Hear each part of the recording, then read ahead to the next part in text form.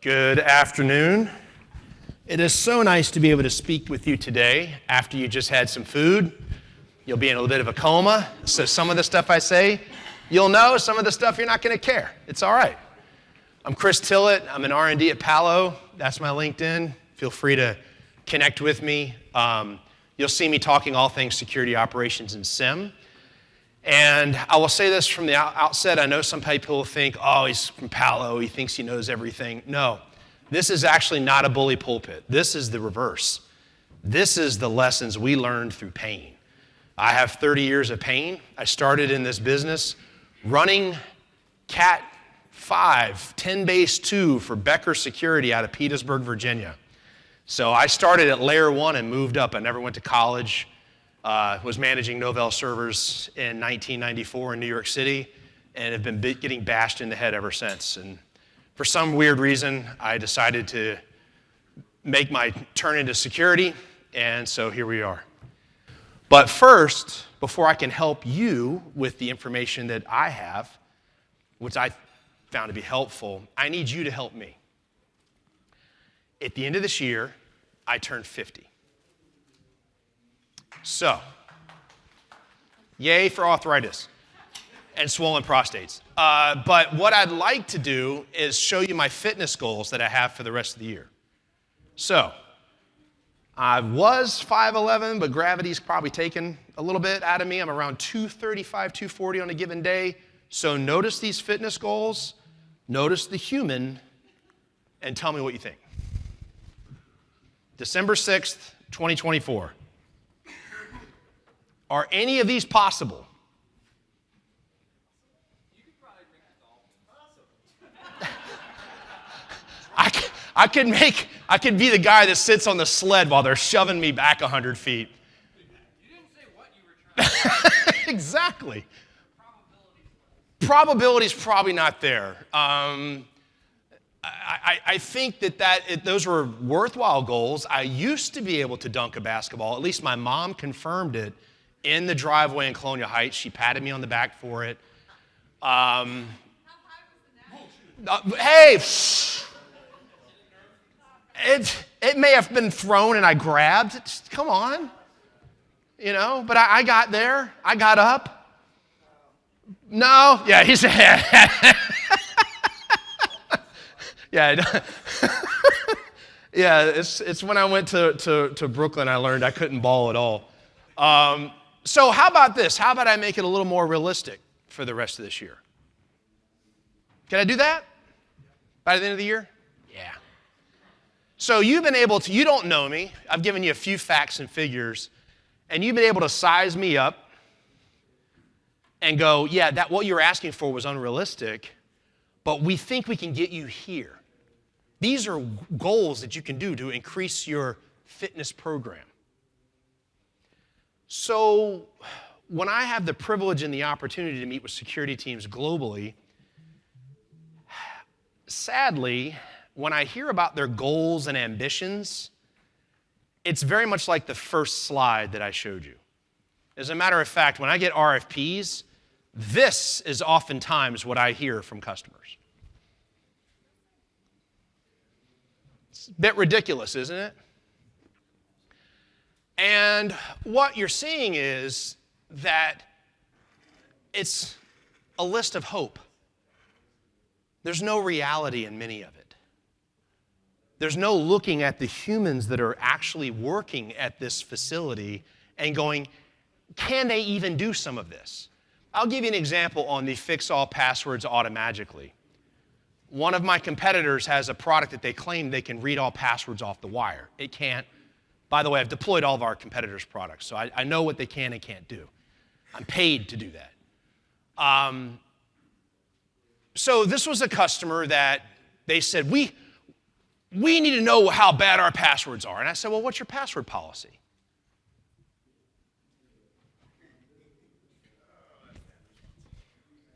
We don't have one. So how long have you been deploying Active Directory? Oh, since 1999, like when I first installed it. So you have been upgrading trash directory from 1999 all the way till now. You've never had a password policy. And you want to buy a product to tell you what your bad passwords are? How many salespeople are in the room? You love a customer like that, don't you? Right? Blood in the water. Yeah, you need to tell me how bad my passwords are. And I said, well, do you have any shared accounts? Oh, yeah, we have a bunch of shared accounts. Okay. And what do these people do? What's their role? This was a casino. And they said, well, these people are blackjack dealers. And the problem with this blackjack stuff is the machines that run the programs, they're all hard-coded in firmware what the username and password is. Are you doing the 2 + 2 = 5 math in your head? So I said, but we need you to tell me, what my bad passwords are. It's 2024, you should be able to do that, Mr. Vendor. Okay, there's a PC right here in the conference room. Why don't you log in as one of those passwords? Oh, look, you're logged in. More than likely, human behavior has taken over. More than likely, the humans have found a way to game the system. You don't need to buy a product for that. You need to implement XYZ controls. Sometimes the questions I ask, well, why would you do that? What would you do? I had a customer say, I have to have conditional MFA. Conditional MFA. I mean, they were literally pounding the table. And I said, well, what are you going to use it for? My system admins. Oh, that's not a bad use case. For what specifically? Every time they log in locally to a machine. So you're going to conditional MFA bomb your system's admins. And by the way, it's 100,000 devices. So every time they log into a device to do any kind of work, you're going to MFA them. How long? Who thinks that control is going to last 30 seconds? 5 minutes? Right? It sounds so good. It sounds amazing. But they're not taking into account the gamification of the human. What do you think those system admins are going to use instead after they've been MFA bombed, trying to do their job, maybe running a script? Hey, Paris, see this service account? Use that instead.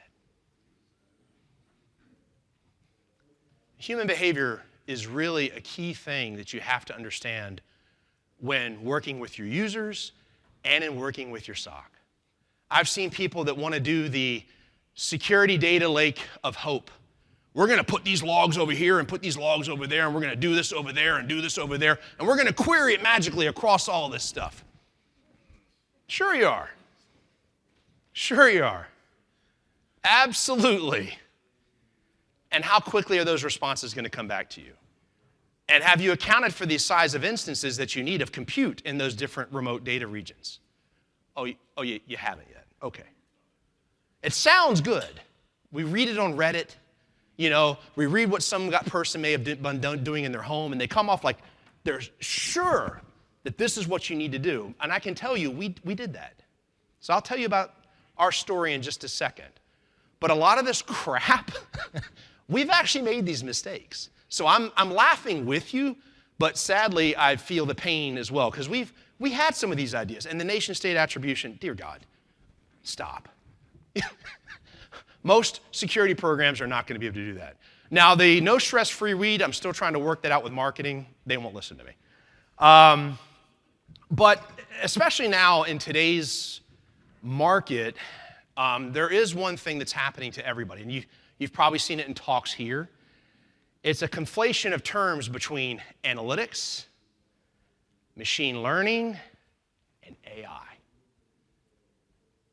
There's actually 3 distinct use cases for those in security operations.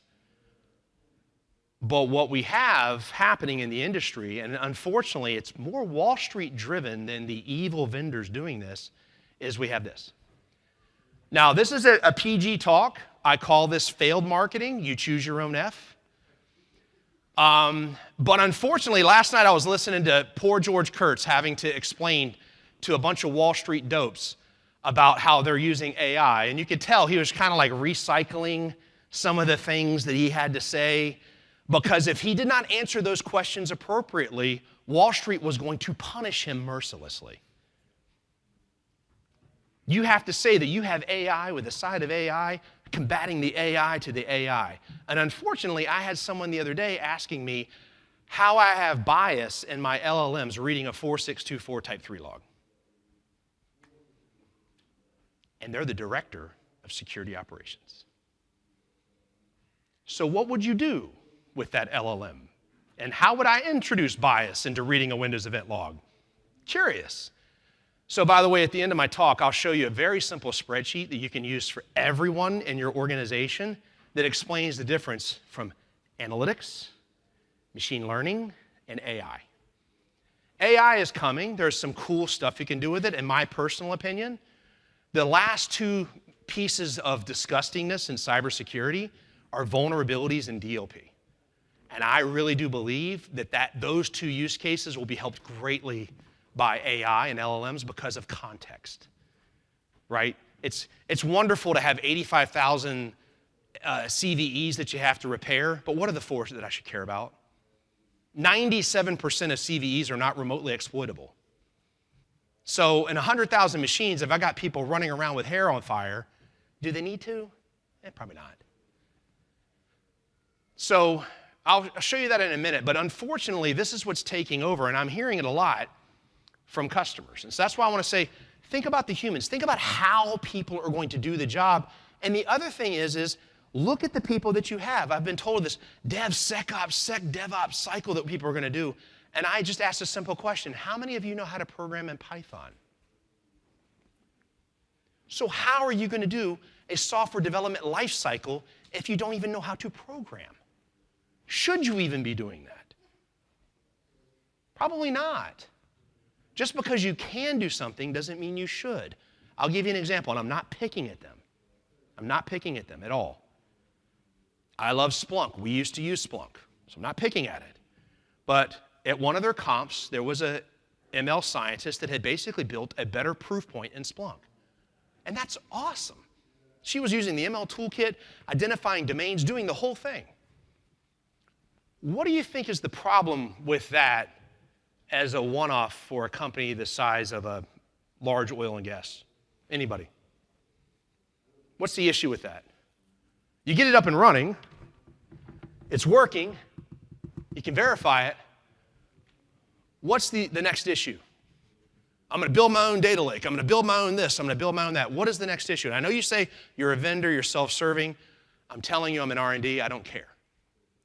What's the issue beyond day one? What happens when she quits? What happens when she puts that on her resume and moves on? You've got to find an MIT-trained scientist or somebody of that nature that actually wants to do that.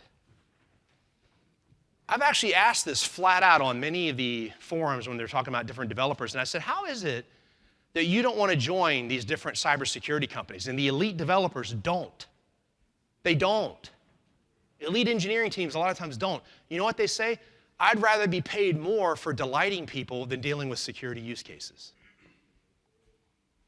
You can build a .05 release, a .08 release, a .1.0 release. It's 1.2 that'll kill you.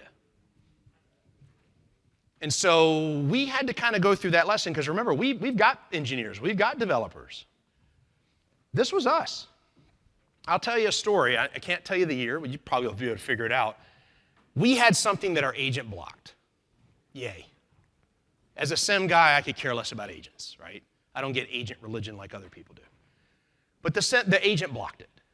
And we did a little behavioral profiling of it, and we took that data back to a vendor. And 5 months later, all of a sudden, we're seeing all this stuff about SolarWinds. And now, normally, you would sit there and go like, we blocked that. Aren't we feeling good? Here's the problem. In our SOC, we were doing basically, we had 9 analysts. They were running between 18 and 22 tickets a day, and we were starting to create a backlog. So why do you think that put fear in our hearts?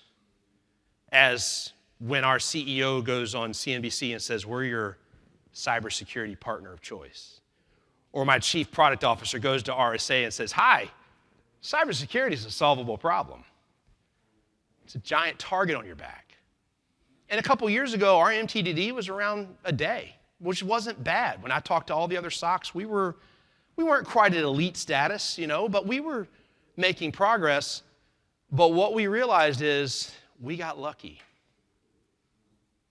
We got lucky. If the agent hadn't blocked it, would we have been able to detect it? Nope. I can tell you with assurance we would not have.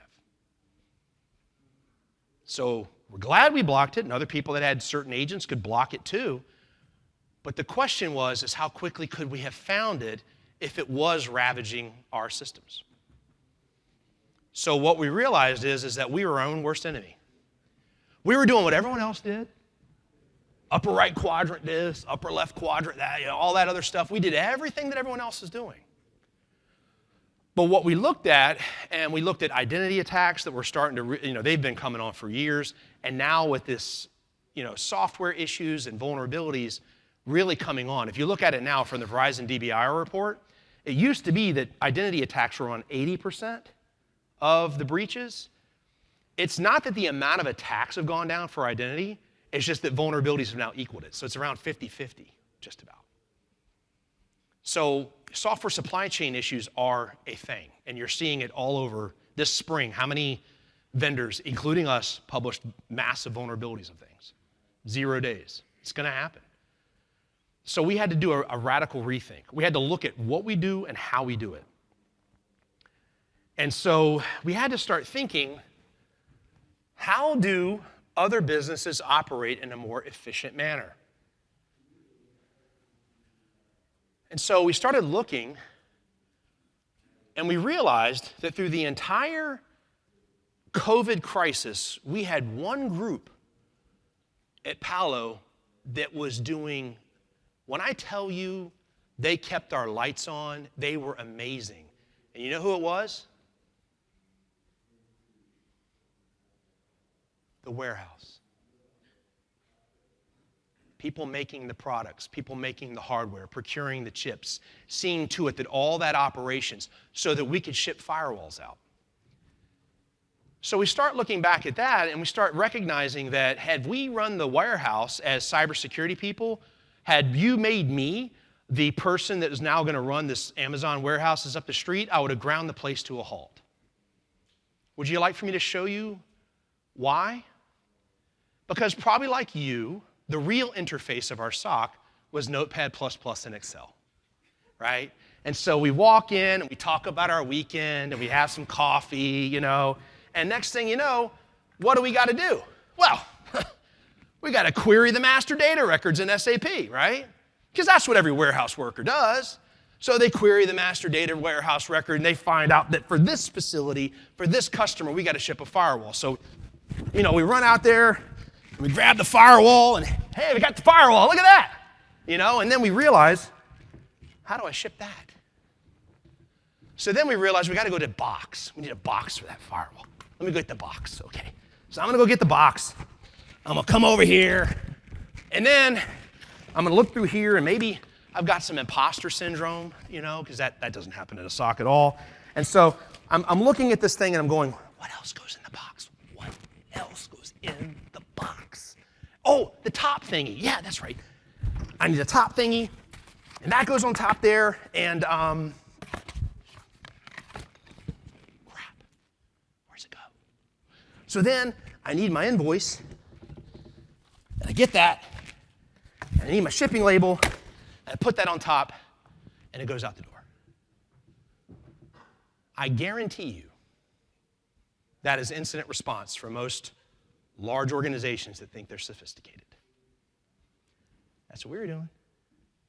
9 analysts a day, assembling boxes, grabbing firewalls, grabbing packaging, getting labels made, and we were feeling so good, calling our mom, telling us that we're now the director of purple teaming at Dipper Dipper Doo Company. And guess what? We were slow. We had customers getting pinched in 23 seconds. That doesn't work anymore. None of this works anymore. It's cute. It sounds good. And by the way, that disaggregated data lake that held half our Windows logs slowed us down more than anything else. It sounds great. Farketing. Think it through. Map out the log flows. When I map out the log flows to people, and I actually sit there and go, so how is that going to go here? How's that going to go there? How would this person identify this? You can tell, like Bob's waiting for Susan to go, you tell them what we were thinking about, You can tell they haven't thought of the whole thing. We hadn't. So again, no bully pulpit here. No bully pulpit. This is what we went through. So we realized that we were our own worst enemy. And this is the issue. This is the issue facing most SOCs. Humans. See, earlier, you helped me pick my fitness goals, right? Now, what does that require me to do for the next 6 months?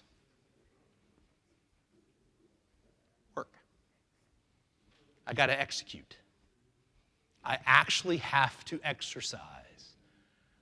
I can't go down and sneak out that extra brownie out of one of those boxes. Sorry about that, Paris. You didn't need it anyway. So we actually had to look back and go, what in the world is a SOC supposed to do? And if our SOC is doing anything other than this, and we removed the quadranty things, and the producty things, and the assumptive things, and we said, let's get back to first principled thinking. First principled thinking. What if we had an insider threat? How would we catch that? How would we catch a rogue administrator? We also were on a trajectory when I got here 3 years ago. We wanted to go from being a 10,000 person company to 17,000 people, which is where we are now. So how many people will we have needed in our SOC? By the way, in two of the most expensive cities in the world, Tel Aviv, Israel, and San Francisco, California. Average tenure in the SOC there, 9 months. So sometimes by the time the person's just understanding what normal is in the environment, they're out the door. So how do we make it so they actually want to stay? They actually want to do the job. So we had to do a complete radical rethink. We had to think about the worker, the flow, not just the person that we're trying to address or attack or whatever it is, but actually the person sitting behind the screen. And so once we started doing that, we recognized that a lot of assumptions we created, a lot of the religion for products that we had to go out the window. Products come and go. How many people had religion for Symantec or McAfee back in the day? No one.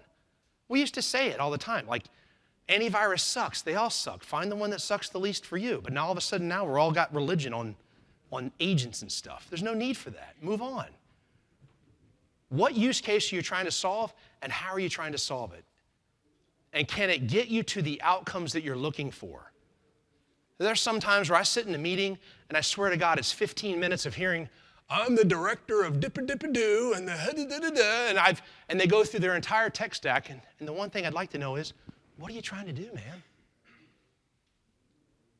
What are you trying to do? And so, like I said in that exercise program, you got to do the work. Now, north of us, there's a quadranty company having a meeting. And, it's nice. It's nice to have some quadrants and a little industry recognition. It makes the marketing people not worry about getting fired and all that stuff. But if you've ever done security operations for longer than 6 months, you realize there's a lot of hard work involved. There's a lot of features, and there's a lot of hope and hype and things of that nature, but there's also the day-to-day reality of things. And so I made what's called the pain quadrant. Like, how do we avoid pain? What are the things that are difficult for a lot of our SOCs to do? And one of the reasons why I joined Palo was to kind of get out of get out of that myopic world and actually talk to people from Australia to Japan to this, that, and the other, and hear what they were dealing with. And I saw some consistent themes. And once we applied that first principle thinking to those consistent themes, we realized we could pivot to other use cases. So we timed ourselves. How long would it take us to do some of these things? Some of these different types of attacks. And oh my God, it was long. And we realized it's just not going to work. And so we started looking at how long would it take us to do this? And it's interesting. You start adding on the alphabet soup stuff, and sometimes it made it worse. And it did. It really did. But when we did our diet and exercise, we actually could get to what we needed to do. It was a completely different workflow that we had never assumed. Completely different. And I know a lot of people say, well, I'm doing this for identity attacks, and I'm doing that for identity attacks, and that's great. And you may have policies and things like that, but I'll tell you what, policies, if you get to the point where you're constantly having to do allow list and block list, you've basically made yourself an old school layer 4 identity firewall. That conditional MFA use case, how about instead of making every poor sysadmin have to MFA every time they talk to a machine, how about we find the one sysadmin that's acting like an idiot and make them conditional MFA?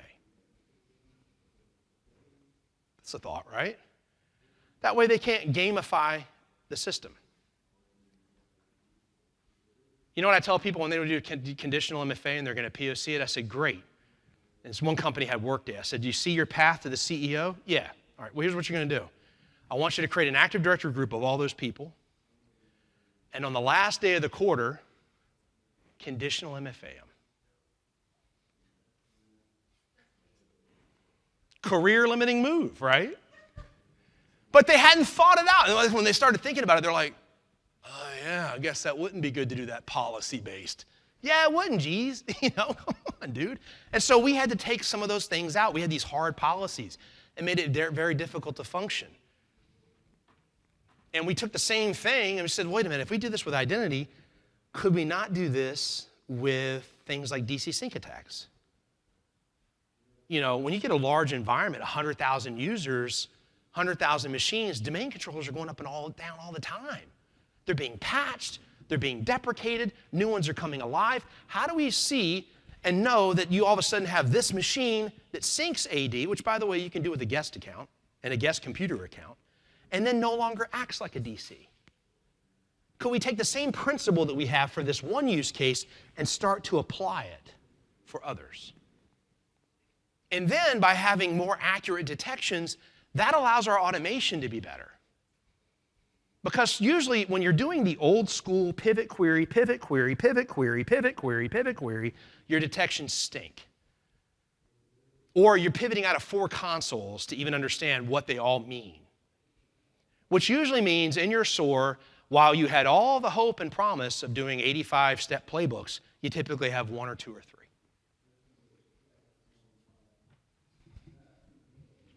You know how I know that? We bought a SOAR tool for $500 million.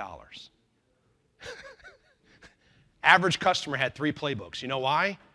That very thing I just told you. Detection sucked, therefore playbook followed.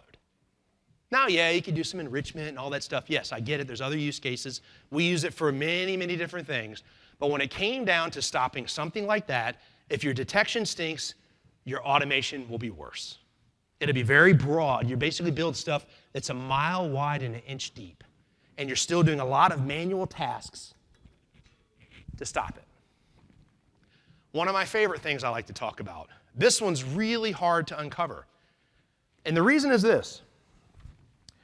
Does anyone remember Sea Dream leather in the mall in the 90s? Beautiful stuff. You ever know what happened to them? You know how they ran out of money? You're going to love this. So I do some talk tracks on insider threat. And I have a principle that I follow for insider threat programs. It's called 10-80-10. There's 10% of people on this planet that will never steal from you. You could drop $1 million in front of them and they will go see to it that they return it to whomever it really is, it belongs to. The other 10% of people will always steal from you. Okay? They're the reason why we have 99.99% of the controls. People think it's from some nation-state hacker. Yeah, in some cases. Usually it's from Dunderhead Incorporated trying to figure something out in your weak link. And so they'll trip a control eventually because, like back in the day when I did fraud investigations and someone tripped the PeopleSoft system at wiring out $50,000. And I said, well, if they wired out 50 grand, I bet we could go back and find transactions going all the way back to $1. Sure enough, there's a little LLC, and you just follow the trail. So they're not that dangerous. They're there. You have to account for them in business, but they're not that dangerous. The dangerous people are the 80. The Joker proved this in The Dark Knight, right? Here he was trying to. When people's circumstances change, some people will start justifying negative behavior.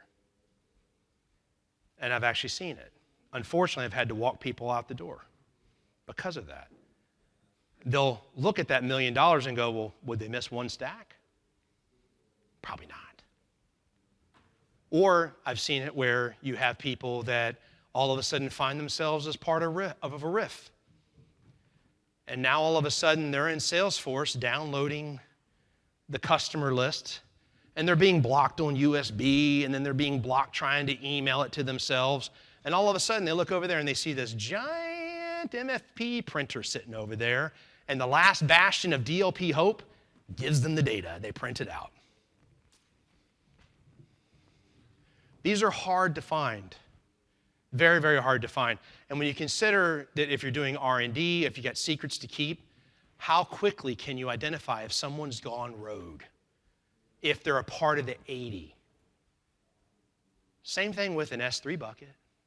It's the same. You see how you start taking the principle and you can start rapidly applying it, but it requires you to rethink the initial way that you did it.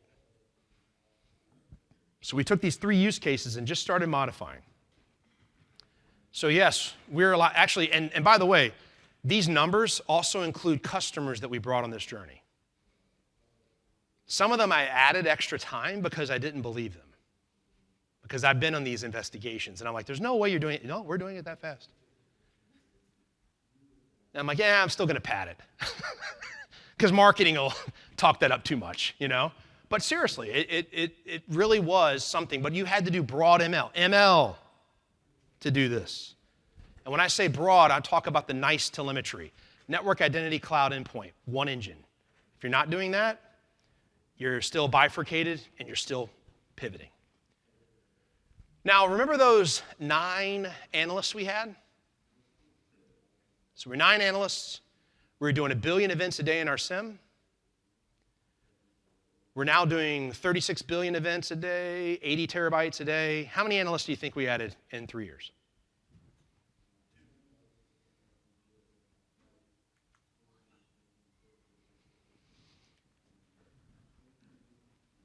I asked my customers, and it was the day after the Super Bowl, because again, this is not product. This is mostly, a lot of this is process. So don't go back and go, he's bragging. No, a lot of this was process-related stuff. If I take a new analyst, how long would it take them, to your satisfaction, to answer these 5 questions? Who was involved? What was involved? Is it normal or not? What happened before, during, after the event, and is the event ongoing? They took the incident, the event, the alert, whatever it is, and they ran it to completion. And you don't feel the need to check back up on them. This is in weeks. There are some customers that, because of their religion to the quadrants, they have literally have to sit down, and a new analyst would come in and they'd have an Okta panel with their email, their Slack, and then one app. And they sit down in front of that app, and then they get proficient at that one thing. Sometimes it's the SIM, usually nowadays it's the SOAR, and then the next one is brought in. And then the next one is brought in. And then the next one's brought in. And what the reason why is that it takes time for them to understand how to link the associated data sources together. The stuff that I was doing to build out this shipment. Takes time. So one of the customers said, basically, we've got somebody here who's been here 2 years, and they're just now able to do that. By the way, if you get breached, that's your workflow. Speed, efficiency, a warehouse, not a lounge. Our analysts right now, and I can confirm this, have a 30-30-30 model. 30% of their time is on triage. 30% is on threat hunting. And we've actually done 500 SOC tours through this process. And the reason is because we failed. We failed to think about the humans. Process. We were so product-based. But once we thought about the process and we thought about how we could help these individuals do this job faster. If you go into a warehouse today, what do you see? They have sometimes these HPE cool guns on their arms, and they literally can go up and scan a box. I had a company that I did sometimes I'll leave security operations and go to ERP, and you may think to yourself, why would you do that? They're eerily similar. By the way, ERP typically, you're not filling out RFPs to run an operation. You typically don't use the same process that the military uses to buy stainless steel urinals from the lowest bidder. Usually you have executive committees, you have people that are looking at the actual workflows. And I helped this little company out of, I'll just say Florida, and it was the most insane place I've ever seen in my entire professional life. This tiny little building, and these people sold $40 million worth of headsets to corporations a year. 40. And when I tell you that the base of the building could fit, it's like basically this room stacked 3 high. 40 million a year. And they smoked at their desks. It was like Mad Men with computer at their desk. I'm walking in, I'm like, what the heck is going on here? They're all sitting here like, yeah, man, you're doing this, that, and the other. And so, but the thing is, what was really interesting, the older gentleman, by moxie and by, chutzpah, this guy got this business to that level, and he recognized we're not going to make it because, you know why? They had manual processes. He had the sweetest old lady, every morning, she'd walk over to, get this, data processing, and pick up the shipping invoices, and then she'd walk over and get the actual shipping ledgers, and this woman would sit here and eyeball sales tax codes. And when she was done with and it's something 700 papers. And then she'd turn around and pass that to have someone else check it. So when I came there, they thought it was like Office Space, that I was going to come in and everyone hated me. And I'm like, no, none of you need to be fired. None of you. I'm not firing anybody. I'm not doing this, right? So we went in and we repurposed the business, and we took this sweet old lady and said, we can actually automate that entire thing, but you know what sucks is our customer success. We're going to make her answer the phone. And let me tell you, if she answers the phone, you could be as ticked off as you ever want to be and want to burn the whole place to the ground, and she will have you eating out of her hand in 5 seconds. Hi, darling. Do you know in a year and a half they're doing 80 million? Not added one person. First principled thinking. What are you trying to do? What they're trying to do is take a box and get it out the door. The shipping department was the most important piece of that business. So everyone else was prioritizing these things and putting the money over here, and we said, what's the business? Shipping. Receiving stuff, warehousing it, and shipping it out. So that should be where the most of the money goes. And then we'll just repurpose how everything else happens. So there's 3 of us. I was brought on the tech side. There was another gentleman who brought in from operations, another gentleman from sales operations. We were called literally the 3 amigos. This is the most offensive, crazy place I've ever worked at. Like I said, they're smoking at their desks. After 3 months, I got fired because I radically changed the business too much. But the CEO contacted me and let me know that we had in fact doubled the business. So that's really my story for today, is kind of go back and look at your security operations and time yourself. Did you get the chicken, Rocky? Because if you didn't get the chicken, it doesn't matter how much effort you put into it. You got to catch the chicken. And so I hope some of this helps. Again, I'm just telling you our journey of pain, failure, and amusement. I'm open for any questions. You can ask me whatever you want. I'll tell you the good, the bad, the ugly. It doesn't matter. If you want to make fun of me, you're welcome to. I don't care. Any questions you have on any of this, I'm more than happy to answer them. You said you were going to heckle me, Paris. I'm quite disappointed. Oh, you, yes. So are you going to tell us how Seadream Leather went down? Oh, sorry, yeah. So, the warehouse. My bad, I got lost. So, the 10-80-10 principle, all right? My buddy was the district manager there. He was maniacal about his displays and inventory. You know what he'd been asking them to do for the longest time to put money in? Centralized inventory system. You thinking what I'm thinking? Humans, the element, the gamification. That 10% of people that are always ripping you off, guess what they discovered? No centralized inventory. So at his stores, when it came to Christmas time, the 32 belts were missing, the 40 belts were missing, and in this store, it was just the opposite, and then some of the large leather jackets weren't there, the portfolios. And so Gary's like, how is it that I'm missing all this stuff? And the CEO was giving him some kind of excuse, the same excuse that the warehouse gave. My buddy has been in retail for a long time. And by the way, I learned most of my insider threat from retail people.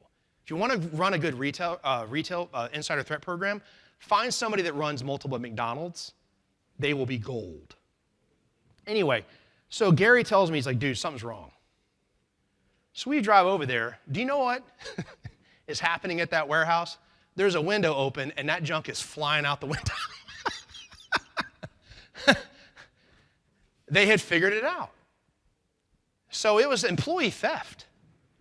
And if you look now at Walmart and places like that, that insider, that even now with the automated machines or the machines that we do, they're looking at eliminating those because if you have too much theft, it can absolutely kill a business. And so Seadream Leather, that was one of the main drivers of its destruction, is the fact that the 10% figured it out and then the other 80 followed, because once the 10% know and they don't get caught, the other 80 will jump in. We had a riff that I was telling you about for a customer. We told them, please don't do anything. I don't know why they just walked the people out the door. Customer, basically one of the sales guys got ticked off that he was being laid off, figured out that some controls are missing, downloaded the customer lists, and in turn went and showed other people. And the people that were mad and felt justified because they were in a riff, they did it too. Unfortunately, that company saved $3 million in severance. 10-80-10, it never fails. But if you're doing that, you'll never catch it. Sorry. It'll have to be so glaringly obvious. It tripped the $50,000 meter. 50 grand, typically 50 grand, you're out 300 if you see 50 getting tripped. Sometimes $500,000 before that because they keep it real small. So, yes, thank you for reminding me about Seadream Leather. But yes, it failed in many ways, but that was one of the main things that really did it. So, that's where you have to look at what the investment is, where do you want to put your investment, and how do you want to leverage that investment. Anybody else? How much time do I have left? 7 minutes. I want to there's the sign that I really want, really bad. Yes, please. So, we've tried to get rid of the idealistic requests or requirements. The architecture of hope. Yeah. Yes. What have been the biggest challenges with getting leadership to get past that, and how did you overcome it? Great point. So we don't try to do all of this, because if you try to do all of this, a really good leader is going to see right through all of it. Remember that when you have a really good leader, a really good manager, I believe, what was your name? Was it? You told me something just the other day. What comes through the door every day? Cost and trouble walk through the door every day. So that's what they're thinking. Okay, he's going to hype me up. We're going to get hacked, blah, blah, blah. So what we do is there's a lot of red teaming companies that are here. One of the nice things about using that to your advantage is saying, look, we've identified these things. These are the risks to the business. We feel that if we did X, Y, Z, we could improve that. That's quantifiable, just like that warehouse company. It's quantifiable. It goes to their pockets. Never, ever, ever underestimate the pettiness of billionaires. So anytime you can, architect to their petty and architect to their money, that's what's going to work. And so if you try to do all of this, you're never going to get there. But if you say, look, we could get to this point, we could raise the program here if we did these 3 things. And then once we've done these 3 things, it's going to take us about a year. In some cases, it does. If you've ever done sim, just getting logs sometimes can take 6 months, right? So if we can raise the program here and we can attribute that to the business, now I can do this. And so when you talk about things like automation, hey, look, we can increase our automation and not have to hire 4 more analysts. And by the way, if we do X, Y, and Z, our KPIs will be better. Maybe we don't need 24/7 eyes on glass with this provider. Sorry, MDRs, we have one too. But sometimes you don't. So those are the things that really what I try to focus on is I try to align it to the business. I know everyone says that, but no one really does it. They're not doing it. And let me show you the AI thing real quick, because I have 5 minutes left. So AI. All right, these are badge logs. This is my team. You want to see how analytics works? This is old school analytics. This is the stuff that QRadar, ArcSight were doing. Basically, when you were running Windows 7 and downloading illegal music and other weird things Paris was doing on LimeWire, this is how this was working, right? So let's say I want to see who's badged into New Zealand on my team. It's me. Guess what we just did? Analytics. That's analytics. If, then else, if. Sigma rules, got to have Sigma rules. That's it. That's it. That's all you're doing. Oh, if you want to add some anomaly-based detections, let me tell you, if you do anomalies without context, you'll have more alerts than you know what to do with just anomalies. You got to have context with anomalies. You can't just pop anomalies. Let me show you how you do ML. Let's take those same rules, and with ML, you essentially say, look, I'm going to assign a scope to the model and a feature, and you can do this is a very simplified explanation, but essentially this is how a computer would process millions of logs. And by the way, what does AI do right now in threat detection, investigation, and response? Not other things, but in TDIR, how do I turn that into a bar chart or switch that to a spider chart? Right now, it's the equivalent of let me Google that for you. It'll get better, but that's what it is. I got a customer paying $365,000 a month because they have to prepay the credits for that equivalent. So we did analytics. We scoped and featured our data model for our computers to take over. And again, you can do time-based models off of this and all kinds of fun stuff. And then we did AI. Simple. Thank you. I made it. Well, hold up the sign anyway. There we go. There's the sign. Show everybody the sign. Thank you, everyone.